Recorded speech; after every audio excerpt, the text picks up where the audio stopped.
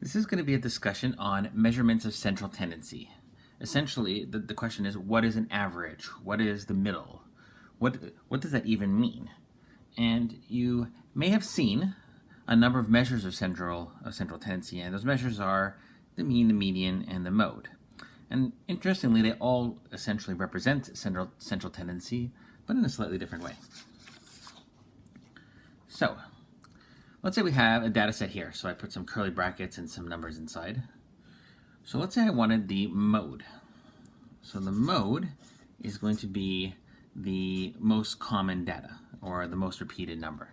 And if you look at it, the mode is going to be 3. The median is going to be the number that's in the middle, the value that's in the middle, if the set is ordered. So if the set is ordered from lowest number to highest number, then the median is the one in the middle. The set happens to be ordered, and then the one in the middle is 8. Like, for example, though, if your set was 7, 1, 13, then the median would be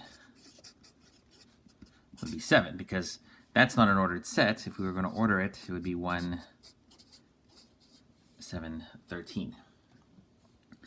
Then there's the mean, and the mean is what we often call the average. So you may have heard when people say the average, what they often mean is the mean. Technically, these are all averages, but they want the mean. And the way we do that is you add up all the values. So 3 plus 3 plus 4 plus 8 plus 11 plus 27.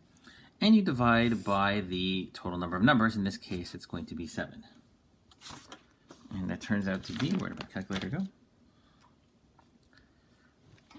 It turns out to be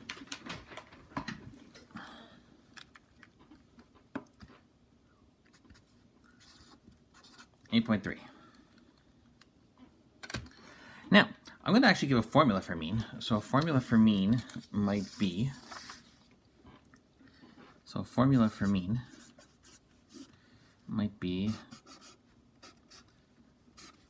and so what this symbol over here means, right, I should write that out somewhere bigger. This is a capital sigma. It's a sigma. And what it means is the sum of.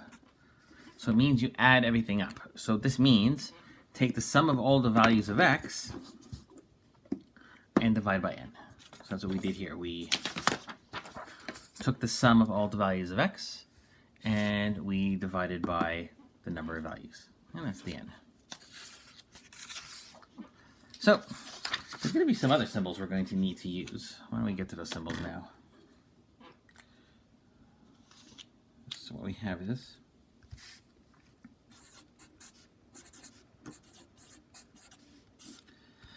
and the really important one is we're going to use this thing over here.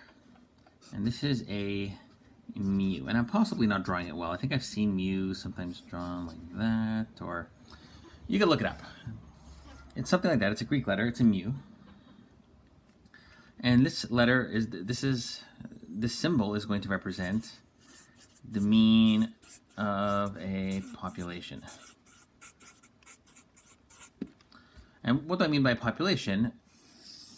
Right, so population is not necessarily like the population of a country, but it could be a population of what we're interested in. So if I want to know how tall the average guy is, the population would be all guys, and that's compared to, say, maybe a sample, which is part of the population. The mean of a sample has actually a different, the mean of a sample is going to be an x with a bar on it. So that's going to be the mean of a sample. So putting that symbol in the formula together, let's forget about that for now.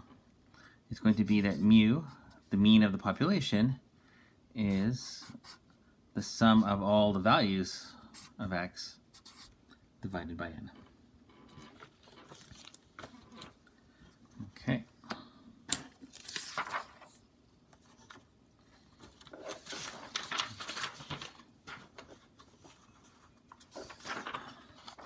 Let's say we have a data set here, and what I want to do is we're going to figure out the median. So we want to figure out the median.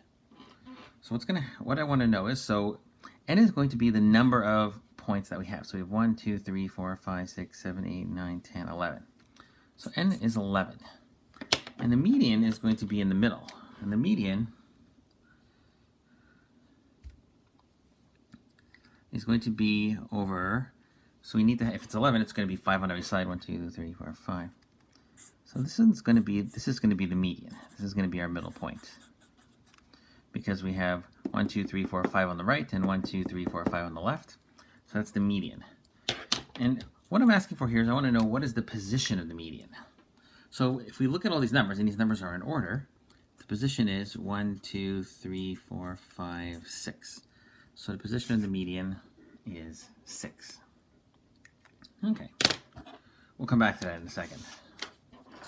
Let's do the same thing over here. So n is 1, 2, 3, 4, 5, 6. N is 6. And the median, well, the median in this case is kind of between these two. And then when it's between two numbers, what we actually do is we take the mean of those two numbers. We take the average of those two numbers. So the median in this case is going to be 8 plus 11 over 2, which is 19 over 2, which is 9.5. But I want to know what the position of the median is. So if this is 1, 2, 3, 4, I might say that the position of the median is 3.5. It's between the third position and the fourth position. So what I have, and the actual median here, so the actual median was 36, and the actual median for this one was 9.5. Now what I'm going to do is I'm going to come up with a formula to find the position of the median. And the formula for the position of the median, so it's not for the median, it's for the position of the median. So the position of the median is going to be n plus 1 over 2, where n is the number of points in the set. So let's see, so here n is 11. 11 plus 1 is 12. 12 divided by 2 is 6. The position of the median here is 6. In this case, the position of the median is going to be 6 plus 1 over 2, which is going to be 7 over 2, which is 3.5. And that tells us that the median is between the third and fourth number. So let's try an example. The question is, what would be the median over here? You could pause it and figure it out yourself. So n is 1, 2, 3, 4, 5, 6, 7, 8, 9, 10, 11, 12, 13, 14, 15, 16, 17. N is 17. So the position of the median is going to be 17 plus 1 over 2, which is going to be 9. And then it's going to be 1, 2, 3, 4, 5, 6, 7, 8, 9. 1, 2, 3, 4, 5, 6, 7, 8, 9. And therefore, the actual median of this set of data is 24.